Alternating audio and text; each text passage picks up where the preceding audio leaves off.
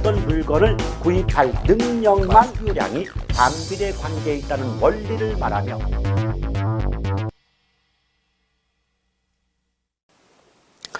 자, 이번 시간은 부동산 개발의 위험과 타당성 분석 시간입니다. 이 부분은 상당히 출제가 자주 되고 있기 때문에 집중해서 공부를 하실 필요가 있겠죠.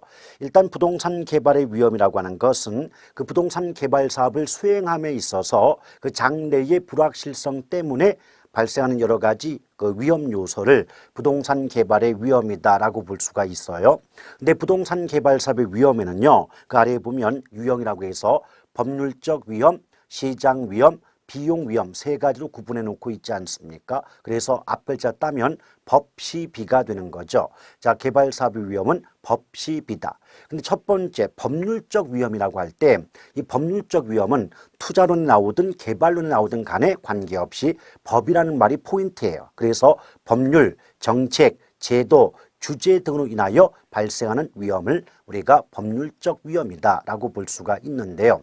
단적인 예로 곰돌이가 노후 대책을 고민해 보다가 지금 경기가 좋지 않음에도 불구하고 숙박 사업은 호황을 이루고 있더라. 여기에 착안하여 모텔을 짓고 운영을 하게 되면 일단 노후 보장은 되겠다 이런 생각이 들더라는 거죠. 그럼 모텔을 짓고자 하면 모텔 지을 땅이 필요하지 않겠습니까? 그래서 10억을 주고 그 부지를 확보했대요. 근데 갑자기 급한 일이 생겨서 다른 일을 보다가 2주 후에 그 관할 구청에 가서 건축 허가를 받으려고 했더니 그 구청 직원께서 그 동네 일주일 전쯤에 전용 주거지역으로 지정이 됐다라고 말을 하는 거예요.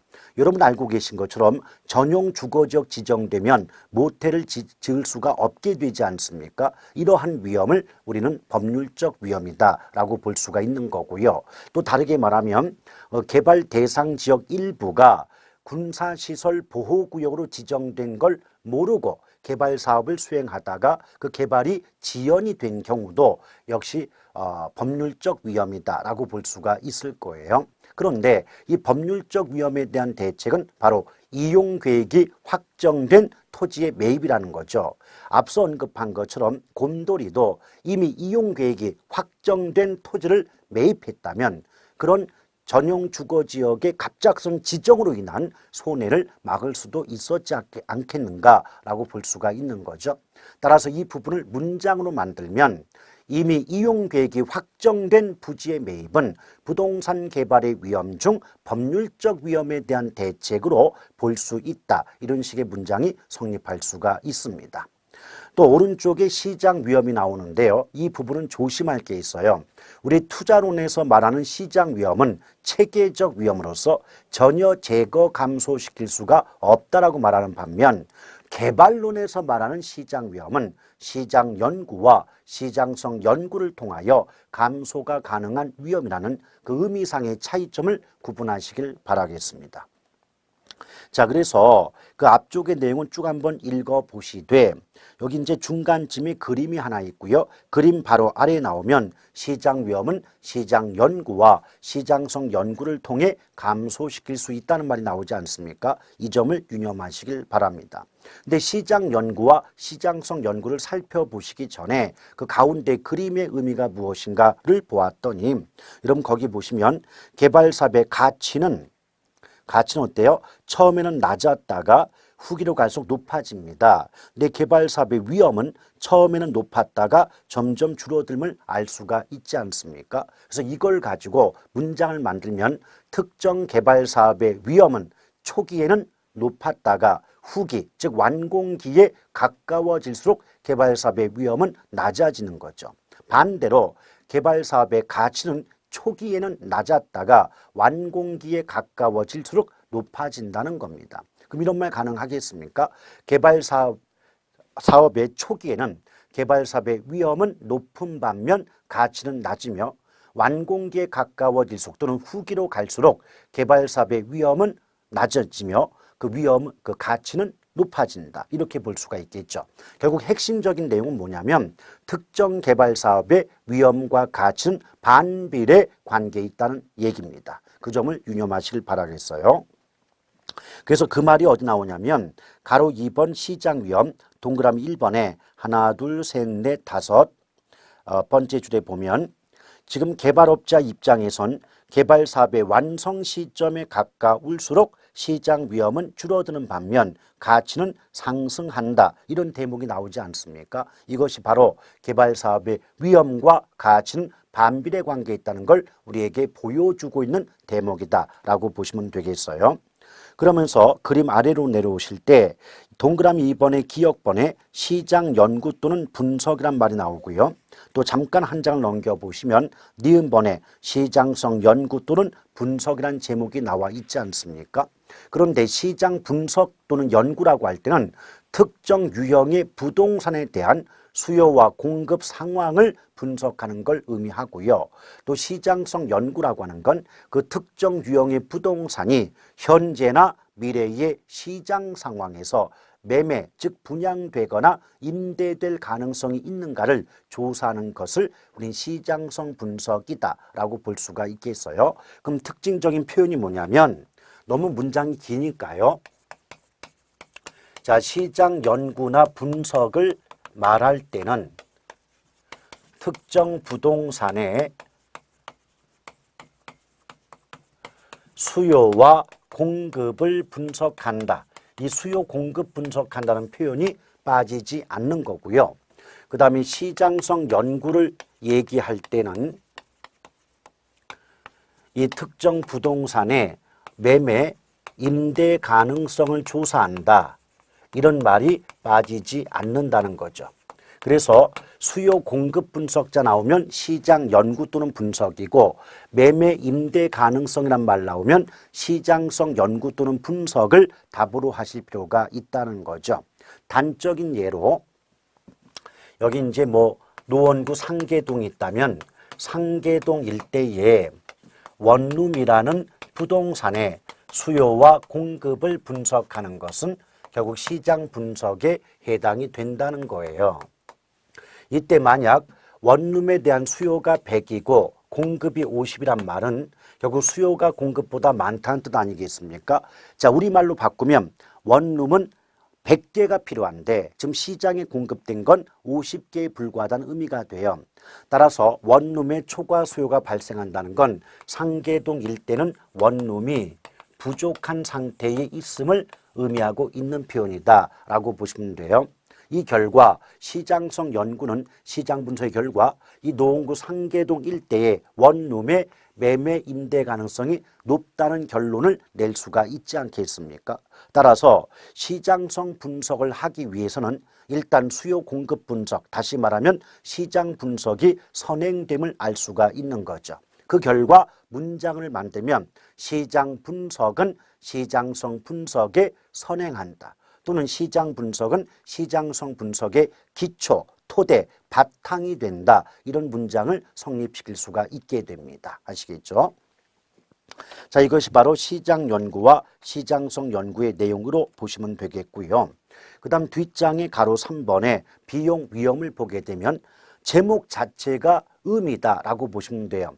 여러분 이미 알고 계신 것처럼 부동산 개발 사업은 그 사업 기간, 즉 공사 기간이 장기이다 보니까 당초에 예상하지 못했던 인플레이션, 물가 상승의 우려가 높다는 거죠. 그럼 물가가 올라가면 원자재 값이라든지 또 인건비 등이 올라가고 그 결과 당초 예상했던 비용보다 비용이 증가하게 될 수가 있는 거고 이런 비용 증가로 인한 위험을 비용 위험이다라고 보시면 되겠습니다. 아시겠죠? 근데 이런 비용 위험은 바로 최대 가격 보증 계약의 체결을 통해서 줄일 수가 있는데요. 지금 여러분 교재에서 가로 3번에 동그라미 2번에 첫 번째 쭉 오른쪽을 보면 최대 가격 보증 계약을 통해서 비용 위험을 줄일 수가 있다는 말이 나와 있지 않습니까? 그럼 최대 가격 보증 계약이 무엇이냐? 가볍게 살펴볼까요? 여기 이제 개발업자와 건설업자가 있다라고 가정해 보죠. 물론 공법적인 용어로 보게 되면 시행사와 시공사다라고 보시면 되는데 편의상 개발업자를 곰돌이, 건설업자를 곰탱이라고 보자 이거예요. 그럼 곰돌이가 곰탱이와 계약을 맺을 때 이렇게 얘기합니다. 곰탱아, 나는 지금 100억 원의 비용이 들어갈 걸로 예상을 하고 있어. 근데 너도 알다시피 중간에 물가가 오르게 되면 비용이 더 추가되지 않겠니? 그렇다면 나는 최대 120억까지는 지불을 해 줄게. 근데 만약 이 120억을 초과하는 비용이 있다면 그 초과분은 탱아 네가 부담해 다오 라고 하는 계약이 최대 가격 보증 계약이다 라고 보시면 돼요. 따라서 개발업자 입장에서는 이 최대 가격 보증 계약을 체결함으로써 최대 얼마까지만 비용을 지불하면 되기 때문에 그 이상의 비용 부담을 감수할 필요가 없게 되는 거죠. 근데 반대로 원래 개발업자가 부담해야 될 비용 부담을 결국은 계약을 통해서 건설업자에게 넘긴 셈이기 때문에 일종의 위험 전가에 해당이 된다라고 볼 수가 있는 거고요. 또 상대방 건설업자 입장에서는 어떤 그 현상이 발생하게 되느냐. 이거 잘못하면 자기가 돈을 벌게 되는 게 아니라 있는 돈도 까먹게 생겼단 말이에요. 그 처음에 예컨대 평당 개발 비용이 100만 원이 들어간다면 150만 원 들어간다고 계약 단가를 높이더라는 거예요. 그 결과 저렴한 비용으로 개발 사업을 완성하기가 어려워진다는 단점이 있고요.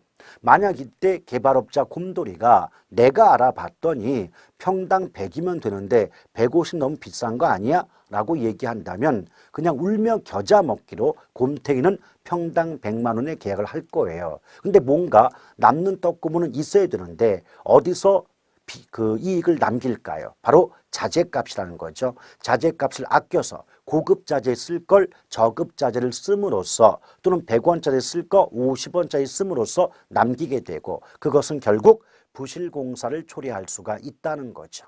그래서 이 전체를 묶어서 하나의 문장으로 만들게 되면 최대 가격 보증 계약을 체결함으로써 개발업자의 비용 위험을 줄일 수 있는 반면 부실공사 및 저렴한 비용으로 개발 사업을 완성하기가 곤란하다는 단점을 갖는다. 이런 문장을 만들어 볼 수가 있게 됩니다. 아시겠죠?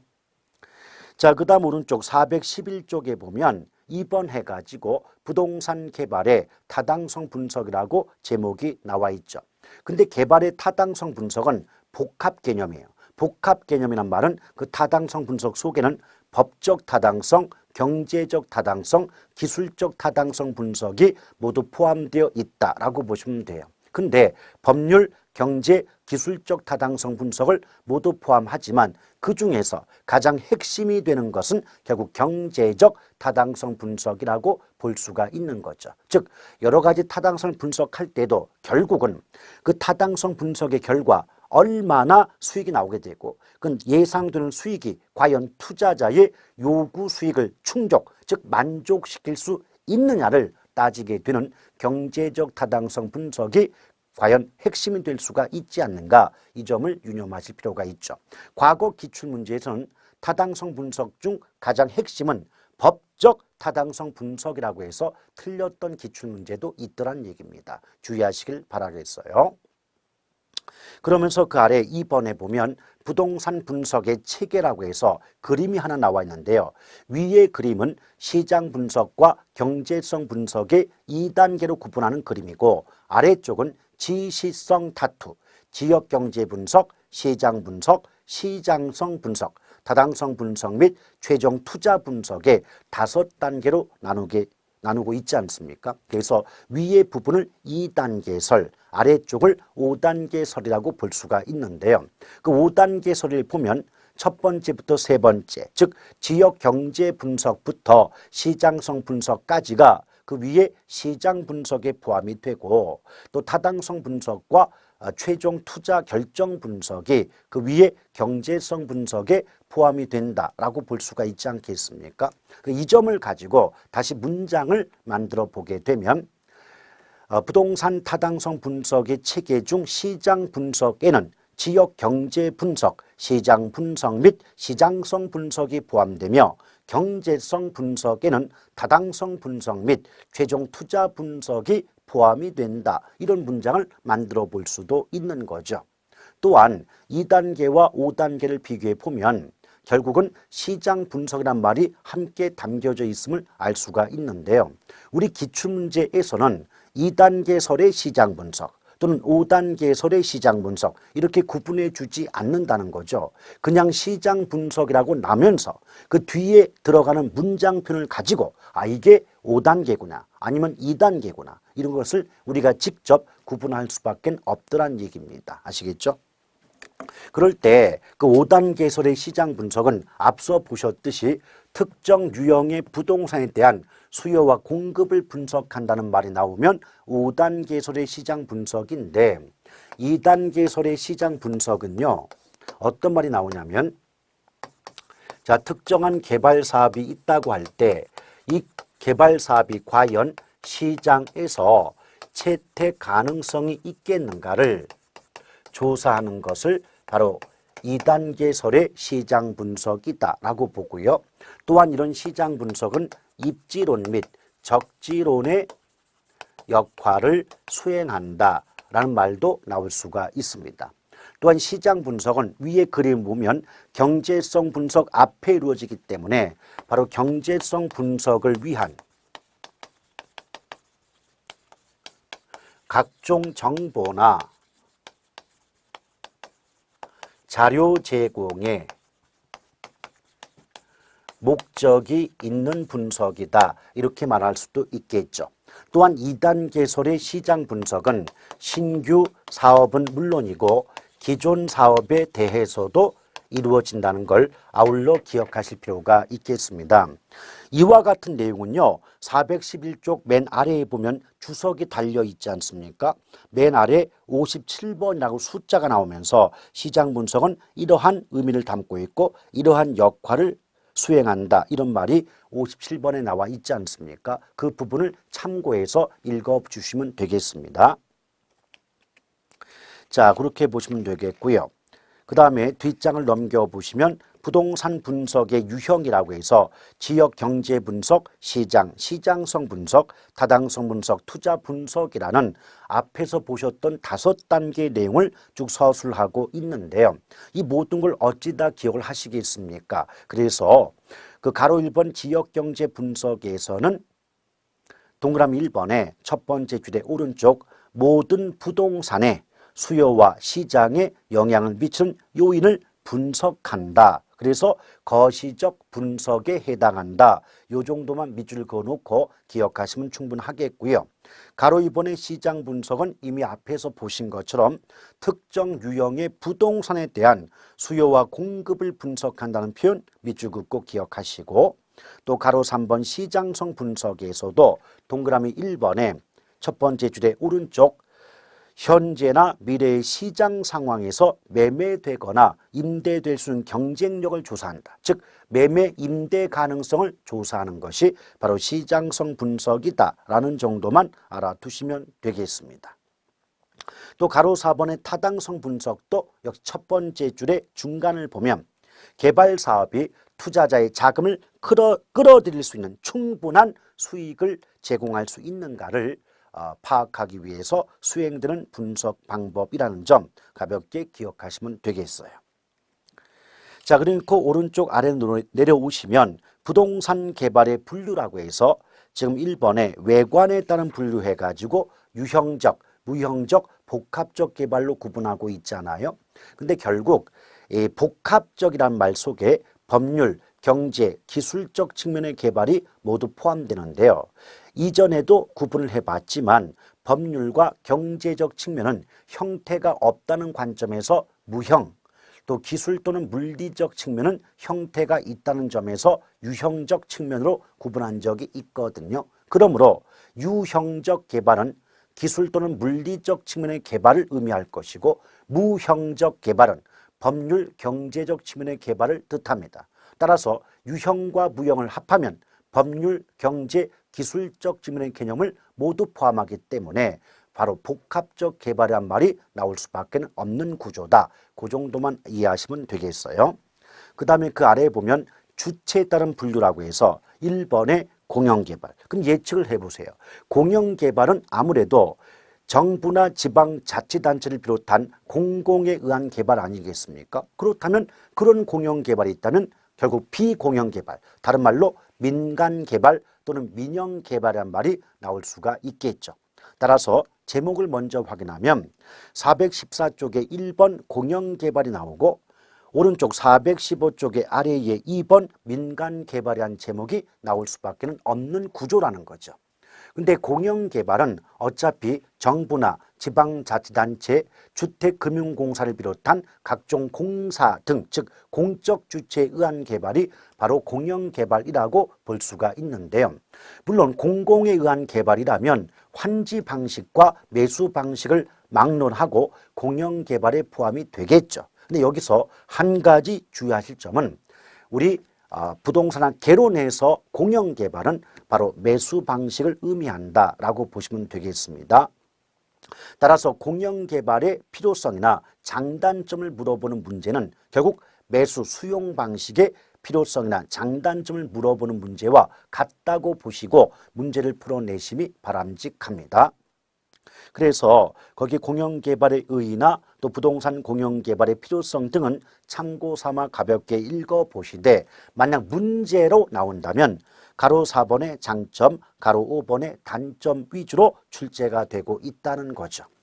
그런데 이미 여러분 알고 계신 것처럼 이 매수 수용 방식이라고 하는 건 토지 소유자의 토지 양도 의사와 관계없이 강제적으로 개발 대상 토지를 매수할 수 있는 방식 아니겠습니까? 그 결과 토지 소유자의 권리를 침해하는 정도가 크다, 이런 말이 나올 수가 있는 것이고, 또 정당한 대가를 보상하지만 그 정당한 대가가 시가 보상이 아니다 보니까 그 정당한 대가를 보상받지 못했다는 생각 때문에 계속해서 대가를 제대로 보상해 달라고 하는 민원의 발생 우려가 높게 된다는 거죠. 이 점을 압축하면 공영개발 시 재산권에 대한 상대적 손실감 또는 박탈감으로 인한 민원의 발생 우려가 높아진다, 이런 단점이 나올 수가 있는 것이고요. 또한 일시에 목돈을 지출해야 되기 때문에 보상비로 목돈을 지출해야 되니까 바로 개발 주체, 즉 공공의 어떤 개발 사업 비용에 대한 부담이 늘어난다, 이런 것도 단점이 될 수가 있겠고, 또 개발 대상 지역에 일시로 보상비가 지출되면서 인플레이션이 발생할 우려가 있고, 또한 토지 투기를 유발할 우려도 있다는 게 바로 공영개발의 단점 아니겠는가라고 볼 수가 있겠죠.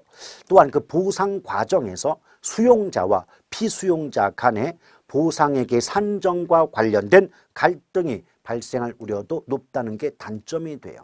근데 단점이라고 본다면 어찌됐든 대가를 지급하고 개발 대상 토지를 매입했기 때문에 결국 공공의, 즉 개발 사업의 시행 주체의 당초에 의도된 계획대로 사업을 신속하게 전개할 수가 있다는 거죠. 그러므로 개발 사업의 신속성 및 계획성 면에서는 바로 공영개발이 환지 방식보다 높다라고 볼 수가 있는 거고, 또한 민간에게 돌아갈 개발 이익의 사회적 환수가 가능하다는 점도 장점 중에 하나가 될 수가 있는 거죠.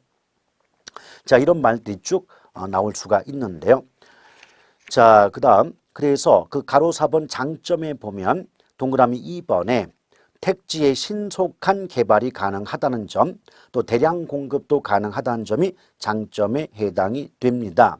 그리고 동그라미 3번에 보면 역시 첫 번째 주 중간 공공이 토지를 매입하여 사업을 진행하기 때문에 불로소득을 차단할 수 있다. 즉 개발 이익의 환수가 가능할 수 있다라고 볼 수가 있는 거고요. 자, 그다음 또 동그라미 6번에 보면 토지 투기를 방지할 수 있으며 집가 안정을 기할 수가 있다는 거죠. 이에 비해서 가로 5번의 단점을 보시게 되면 지금 첫 번째 주 중간 개발 과정에서 주민 의견을 수렴하는 게 배제가 된다는 점, 또 보상액에 대한 불만 때문에 토지 소유자의 반발이 심하다는 점, 그리고 막대한 비용이 들어가기 때문에 재정적 부담이 가중된다는 점, 이런 것들이 바로 단점에 해당이 된다라고 보시면 되겠어요. 그 다음에 2번에 민간 개발이 나와 있는데요. 자, 민간 개발은 크게 자체 개발 사업과 지주 공동 사업 방식 두 가지로 구분이 돼요. 근데 자체 개발은 자력 개발이라고 말할 수가 있는데요. 토지 소유자가 스스로 자금을 조달하여 직접 토지를 개발하는 행위가 바로 자체 개발 또는 자력 개발이다라고 보시면 돼요. 내 토지 소유자가 스스로 단독으로 개발을 하기 때문에 그 개발과 관련된 위험을 토지 소유자가 전부 부담할 수밖에 없는 것이고요. 또 개발 사업을 통해 발생하는 수익도 모두 토지 소유자에게 돌아간다라고 볼 수가 있지 않겠습니까? 이 점을 묶어서 어떻게 표현할 수 있을까요? 자체 개발 사업의 경우 개발 사업의 위험과 또 수익 모두가 토지 소유자에게 귀속된다. 이런 말을 사용할 수가 있을 겁니다. 자, 그런 내용들 가볍게 읽어보시면 되겠고요. 자, 그러면서 뒷장을 넘겨보시면 동그라미 3번에 이 방식은 자체 개발이겠죠. 장점은 개발 사업의 이익이 모두 토지 소유자에게 귀속되고 또 사업 시행자의 의도대로 사업 추진이 가능하며 자기 땅을 자기가 개발하니까 어떤 결정 과정도 신속할 수밖에 없겠죠. 그런데 반면에 자금 조달의 부담이 크고 또한 위기 관리 능력이 요구된다. 왜? 개발과 관련된 모든 위험을 토지 소유자가 부담하게 되니까 그런 위험을 쉽게 넘길 수 있는 관리 능력이 요구된다. 이렇게 볼 수가 있는 것이겠죠. 이에 비해서 가로 3번에 지주 공동사업. 자, 지주 공동사업할 때 포인트는 공동이거든요. 공동이라고 하는 건 토지 소유자와 개발업자가 손잡고 함께 개발 사업을 수행하는 방식을 의미한다라고 보시면 돼요.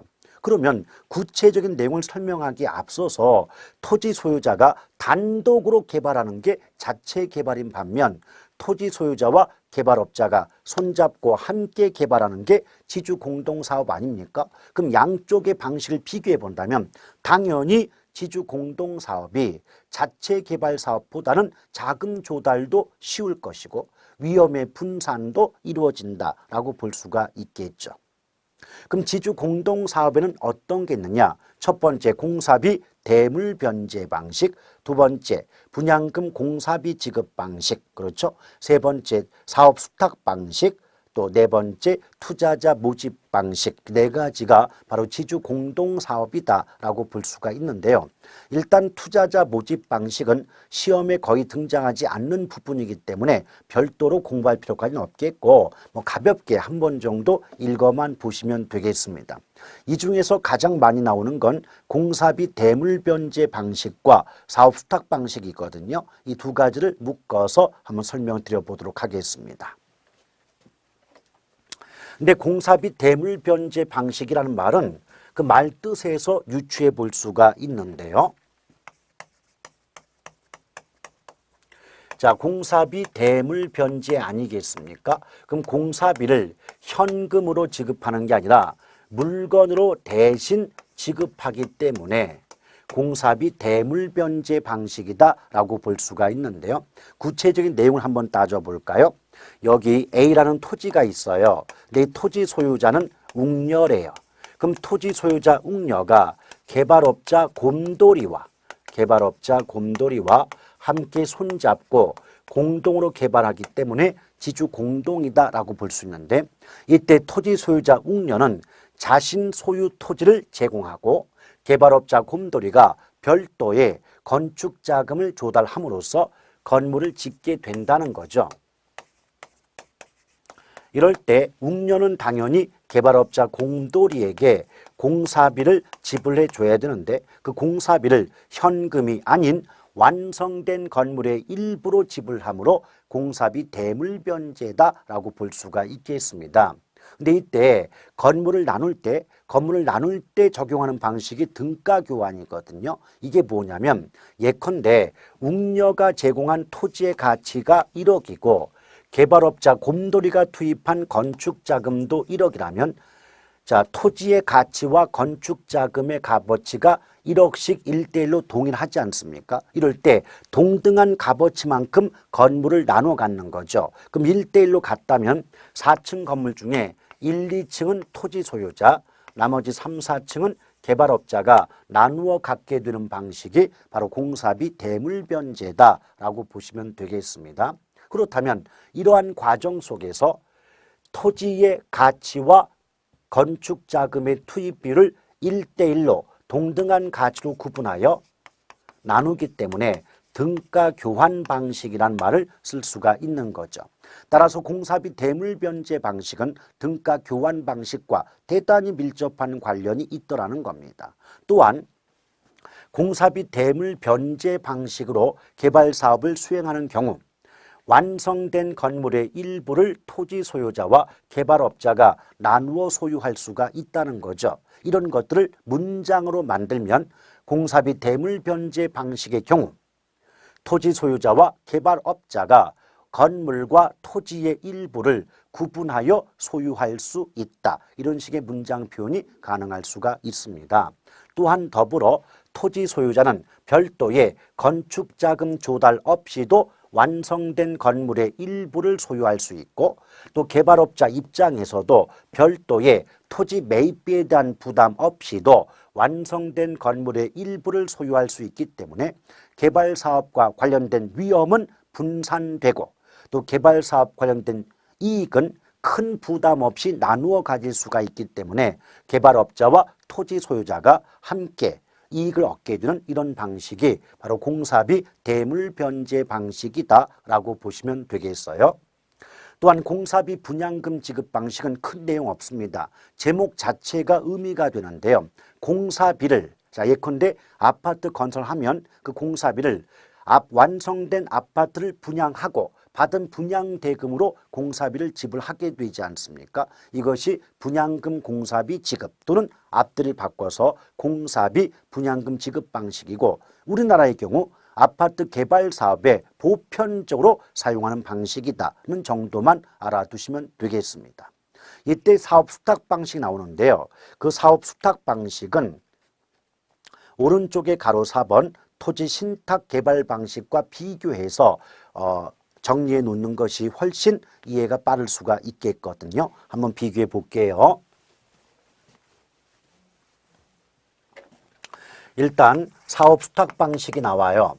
사업 수탁 방식과 토지 신탁 개발 방식은 공통적인 글자가 탁자 아니겠습니까? 그럼 탁자 돌림은 사업 시행의 대가로 수수료를 받게 된다는 거죠. 따라서 최소한 탁자 돌림이 나왔는데 수수료가 아닌 지분을 공유한다 이런 식의 말은 또는 지분권을 보유한다 이런 식의 말은 성립할 수가 없게 돼요. 탁자 돌림은 무조건 대가로 수수료를 받는다 이런 말이 나오고 있어야 됩니다. 근데 어떤 차이점이 있냐면 사업 수탁 방식은 토지 소유자가 개발업자에게 개발 사업의 전반을 의뢰한다는 거죠. 그럼 의뢰를 받은 개발업자는 토지 소유자 대신에 개발 사업을 수행하고 분양 임대까지 완료해 준다는 거죠. 그럼 개발 사업의 수행 및 분양 임대까지 대행하고 그 대가로 수수료를 받게 되는 방식이 바로 사업 수탁 방식이다라고 보시면 돼요. 내 사업 수탁 방식은 토지 신탁 개발 방식과 여러 가지 면에서 유사점이 있지만 그러나 토지 소유권이 이전되지는 않는다는 점에서 차이가 있게 됩니다. 그럼 소유권이 이전되지 않기 때문에 사업 수탁 방식은 개발 사업의 명의도 토지 소유자가 되고 또 자금 조달도 토지 소유자에 의해서 이루어진다는 그런 특징을 보이고 있는 거죠. 그래서 한마디로 압축하면 사업 수탁 또는 위탁 방식의 경우 자금 조달의 주체는 토지 소유자이며 개발 사업도 토지 소유자 명의로 이루어진다라고 볼 수가 있을 거예요. 이에 비해서 신탁 방식이죠. 그 민법에서 신탁을 배우실 때 어떤 유형의 신탁일지라도 신탁 계약 기간 동안에는 소유권이 됐든 재산권이 됐든 간에 그 신탁 회사로 이전된다는 걸 알고 계시지 않습니까? 그 결과 결국은 토지 소유자와 신탁 회사 간의 신탁 계약이 체결이 된다는 거죠. 그래서 신탁 계약이 체결되면 신탁 계약 기간 동안에는 토지 소유권이 신탁회사로 이전이 돼요. 또한 신탁회사는 사전에 약속에 의해서 수익증권을 발행하고 이 수익증권을 갖고 있는 사람에게 수익을 배당해 주더라 이 말이죠. 그러면 신탁 기간 동안에는 신탁회사의 소유이기 때문에 그 개발사업의 명의도 신탁회사 명의로 사업이 수행될 것이고 자금 조달도 결국은 신탁회사에 의해서 이루어진다. 이렇게 말이 나올 수가 있는 겁니다. 결국 토지 소유권이 이전되지 않느냐, 이전됐냐. 그 결과 사업 수행의 명의와 자금 조달 주체가 토지 소유자가 되느냐, 신탁회사가 되느냐가 바로 사업 수탁 방식과 토지 신탁 개발 방식의 근본적인 차이점이다라고 보시면 돼요. 또한 신탁 계약이 종료가 되면, 즉 신탁이 종료가 되면 당연히 토지와 그 토지 위에 세워진 건물은 토지 소유자에게 반환이 된다는 건 지극히 정상적인 현상이라고 볼 수가 있겠습니다. 자, 그렇죠. 그래서 여러분, 가로 4번 토지 신탁 개발 방식을 보니까 어떤 말 나와요? 두 번째 줄 사업 위탁 방식과 유사하나 가장 큰 차이점은 신탁회사의 형식상 소유권이 이전된다는 것이다. 이런 말 나와 있지 않습니까? 그리고 동그라미 2번에 보면 토지 소유자는 신탁회사의 토지 소유권을 이전하고 신탁회사는 약정에 의하여 수익증권을 발행하며 이런 말 나와 있죠. 또한 거기 동그라미 2번의 5번째 줄의 중간을 보면 신탁기간이 종료되면 토지 소유자에게 토지와 건물을 반환한다. 또 3번에 보면 신탁회사는 사업 시행의 대가로 수수료를 받는다는 말이 또한 들어가 있지 않냐 말입니다. 또 가로 5번에 보면 컨소시엄 구성 개발 방식. 근데 컨소시엄이란 것을 사전에 한번 찾아보세요. 어떤 연합체를 구성한다, 연합 조직이다 이런 의미가 되거든요. 그래서 이것은 대규모 개발 사업을 진행할 때 그 자금의 조달이나 상호 기술 보완 등을 위해서 법인 간의 연합 조직을 구성한다는 거죠. 근데 이때 그 참여 회사 중에 어느 하나의 회사가 대표 회사가 될 수도 있고 또한 별도의 연합법인을 조성할 수도 있다는 거예요. 그래서 당연히 생각해 보세요. 여러 회사가 모이게 되면 당연히 기술 보완이라든지 자금 조달이 용이할 수 있다는 장점이 있겠죠. 그런데 여러 회사가 참여를 한다는 건 결국은 사람이 많아지는 거예요. 그럼 사람이 많아지게 되면 당연히 이해관계 조정이 어렵게 되고 또 사업이 지연되기 때문에 사업의 신속성이 떨어지게 되죠.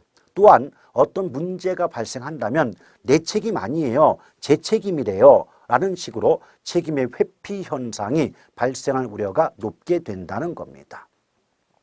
그 다음 가로 6번에 보면 신차지 나왔는데, 자, 신차지가 나오든 구차지가 나오든 차지 방식은 빌릴차 땅지입니다. 즉 남의 땅을 빌려서 개발하는 방식이 바로 차지 방식이죠. 그러니까 결국 어떻습니까? 남의 땅을 빌리고자 한다면 그 땅을 빌린 사용 대가는 지불을 해야 되겠죠. 그러므로 신차지 방식은 토지 임차의 대가, 땅을 빌린 대가로 고액의 지대를 지불하는 방식입니다. 더불어 그 차지 계약이 끝나면 땅은 원래 땅임자에게 그대로 돌려줘야 되겠지만 그 땅 위에 세워진 건물은 개발업자가 자기 돈 들여 지은 건물 아니겠습니까? 그래서 어떤 표현이 나오냐면 차지 계약이 종료되면 토지는 토지 소유자에게 무상으로 반환하고 건물은 시가로 양도한다. 이런 식의 말이 나오게 되는 거죠. 자, 그래서 가로 6번에 동그라미 2번과 3번 중심으로 내용을 익혀두시면 되겠어요. 자, 그 다음에 뒷장을 넘겨보시면 토지 취득 방식에 따른 분류가 나와 있는데 이 부분은 1번의 단순 개발은 말 그대로 자력 개발과 같은 것으로서 토지 소유자가 직접 자금을 조달하여 스스로 토지를 개발하는 경우가 단순 개발이고요. 자, 환지나 매수, 특히 4번의 혼합 방식은 환지 매수 방식을 결합한 방식이 바로 혼합이 되겠고, 합동 신탁 개발 방식은 그런 것이 있다는 정도만 아시면 되고 실제로 시험화된 적은 거의 없다고 보셔도 무방합니다. 또 환지와 매수 방식은 어때요? 공법에서 보다 자세히 알고 계시기 때문에, 배우시기 때문에 그런 내용을 참고로 하시면 되겠고요. 또 상식적으로 환지는 돌려줄 환 땅지니까 공공이 개발 대상 토지를 개발한 이후에 원래 땅인 자에게 되돌려주는 방식이 바로 환지 방식이 되겠고요. 매수 방식은 개발 대상 토지를 정당한 대가를 보상하고 전면 매수하여 매입해서 사서 토지를 개발하는 방식이 바로 매수 수용 방식이다라고 보시면 되겠습니다. 자, 환지 방식은 좀 내용이 있으니까요. 그 우리 교구에 있는 내용을 참고로 읽어보시면 되겠고요. 자, 여기까지 보시고 다음 파트 부분부터는 잠시 쉬었다가 이어가도록 하겠습니다.